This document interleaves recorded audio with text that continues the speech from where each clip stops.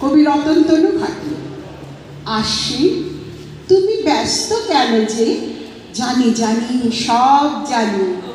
এই পৃথিবীর মাটিতে এখনো পুজোই আসেনি বাণী।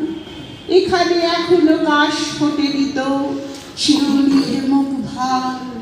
দিঘি ভরা জলে পদ্মরা বলো কখন ফুটবে আর? সাদা মেঘেরাও কোথায় যে গেছে, চোখ দুটো ছলো ছলো।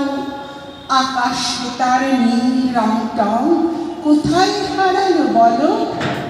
শরৎ ভুলেছে শিশির ছড়াতে, মেঘের দু চোখ ভারী। এর কি যে মানে আমি তা বুঝতে পারি। আশ্বিন, তুমি যত ডাকো আর যত করো তাড়াতাড়ি, এই পৃথিবীতে কেউ আসবে না, আমি শুধু বলে রাখি। আশ্বিন, তুমি খোঁজ নিয়েছ কি কেন সকলের আড়ি? তোতন নামের একটি সে ছেলে এখনো আসেনি বাড়ি।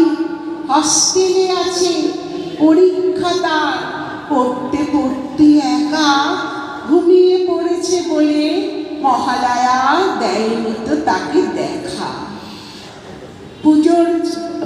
পুজোর খবর জানাবে বলে পুজো গিয়েছিল ছুটে। তোদল তোদল, কত কাশফুল, পড়া ছেড়ে দেখো উঠে। পড়ায় ভীষণ ব্যস্ত ছিল সে, কিছুই শোনেনি কানে। আশ্বিন, তুমি এসব জানোই আর সবাই জানে। পরীক্ষা হলে হস্টেল থেকে তোতন ফিরলে বাড়ি, পুজো এসে যাবে এই পৃথিবীতে। দেখো, খুব